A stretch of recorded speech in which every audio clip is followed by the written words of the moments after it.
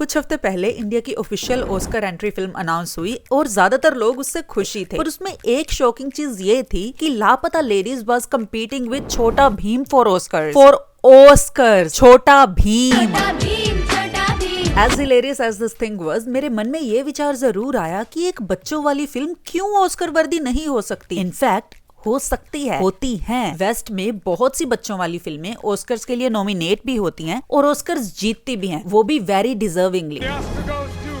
Finding Nemo. It was an incredible adventure making this movie. Thank you to audiences all over the world who came out in historic numbers and embraced a movie about talking toys that hopefully had something very human to say. पर भारत में पहली बात तो बच्चों वाली फिल्में बनती ही नहीं, और जो बनती भी हैं वो यार इतनी बुरी होती हैं। लाइक अगर मैं अच्छी इंडियन चिल्ड्रंस मूवीज के बारे में सोचूं तो सिर्फ 3 ही नाम दिमाग में आते हैं, ओ माय फ्रेंड गणेशा, तारे जमीन पर और मकड़ी।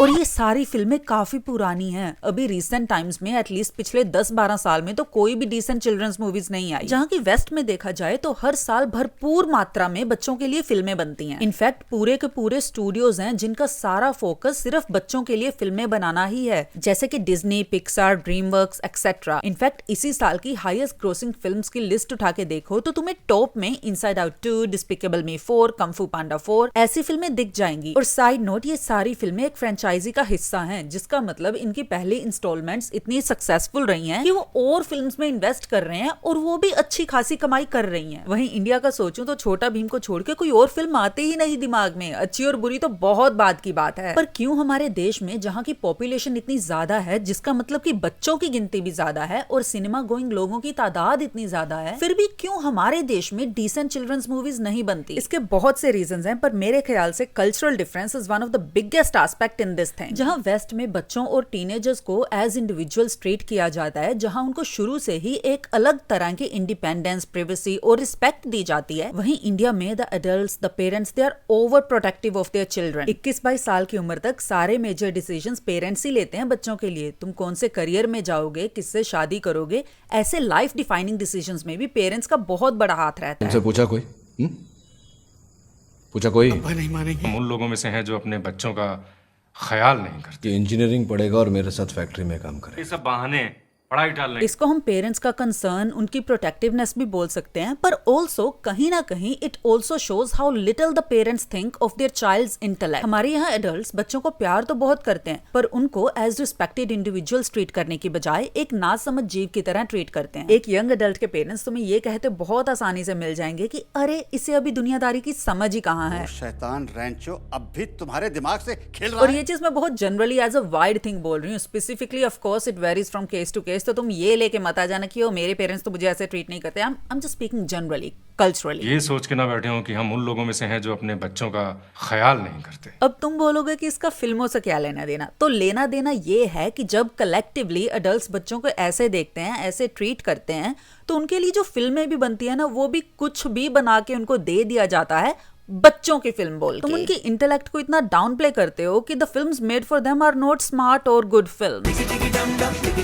इनफैक्ट मैंने अभी कम्युनिटी पोस्ट में भूल भुलैया 3 के डाउनग्रेड के बारे में बोला था, एंड समवन कमेंटेड कि डायरेक्टर ने कहा है कि ये बच्चों के लिए फिल्म है, तो what are you expecting? So that is exactly my concern actually, कि अगर फिल्म बच्चों के लिए है तो तुम उसका डाउनग्रेड करके, कॉन्सेप्ट्स को डम डाउन करके, कंटेंट को इतना डाइल्यूट करके बच्चों को दोगे। Do you think that Indian kids are not smart enough for good cinema? Hollywood में तुम बच्चों की फिल्म्स देखो तो films like Toy Story, Inside Out, Soul, Puss in boots, ये एक्चुअल में बहुत ही डीप कॉन्सेप्ट्स के बारे में बात करती हैं। ये सारी फिल्में human connection, emotions, isolation, family, self love, life and even death के टॉपिक्स को भी इतनी सुंदरता से एक्सप्लोर करती हैं। I'm deaf, straight up. बहुत कॉमनली ये भी कहा जाता है कि बच्चों की फिल्म्स एक्चुअली सिर्फ सरफेस लेवल पे बच्चों के लिए होती हैं, बट डीप डाउन वो अडल्ट्स के लिए ही बनी होती हैं, which I think is one thing जो इंडियन फिल्म मेकर्स नहीं समझ पा रहे। देखो, बच्चे खुद नहीं कमाते, ना ही वो खुद थिएटर्स में जा सकते हैं।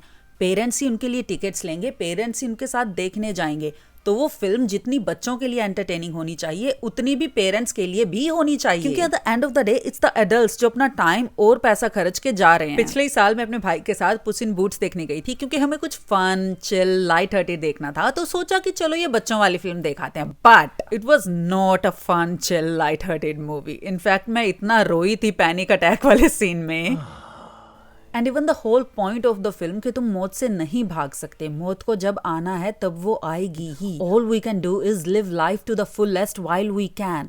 लाइक यार, ये फिल्म किसी 7 साल के बच्चे को तुम कैसे समझाओगे? पर 7 साल के बच्चों को भी इस फिल्म को पूरे दिल से एंजॉय करते देखा हमने वहां, क्योंकि इन फिल्म्स में सिलीनेस और डेप्थ का बैलेंस बहुत ही अच्छा रहता है, जो कि एडल्ट्स और बच्चों दोनों को इक्वली अपील करता है। इंडिया में तो अब इवन एडल्ट और family films like Singham again और भूल भुलैया 3 को इतना बचकाना बना के बेचने की कोशिश कर रहे हैं, तो बच्चों के लिए तो ये लोग क्या ही बनाएंगे। पर ऐसा नहीं है कि ये फिल्म्स इंडिया में बन नहीं सकती, क्योंकि जैसा मैंने शुरू में बोला, फिल्म्स लाइक मकड़ी, ओ माय फ्रेंड गनीशा, तारे जमीन पर, स्टैनली का डब्बा, ये फिल्में बच्चों को इतनी पसंद आई थी क्योंकि ये सिंपली अच्छी फिल्में थी। इनका कॉन्सेप्ट डम डाउन करके बच्चों को नहीं दिखाया गया था। In fact they dealt with really good topics like isolation, struggling to fit in, how social acceptance can shape a child's growth, how fear can actually stop you from seeing the true horrors of the world. ये सारी बहुत ही कमाल की फिल्में थी यार। तो ऐसा नहीं है कि इंडियन फिल्म मेकर्स अच्छी किड्स मूवीज बना नहीं सकते, पर वो बना नहीं रहे, विच सक्स, क्योंकि आई थिंक ये एक ऐसा जॉनरा है जहां द इंडियन फिल्म्स लैक, जबकि वो बहुत ही अच्छा कर सकते हैं। इवन छोटा भीम को भी एक बहुत अच्छी फिल्म बना सकते थे अगर इंटेंशन सही होती तो।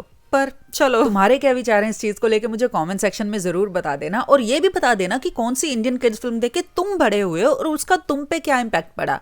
That is it for today. You'll see me in the next one. And before you leave, मुझे Instagram, Twitter और Facebook पे follow कर लेना. That is it for today. You'll see me in the next one. Bye.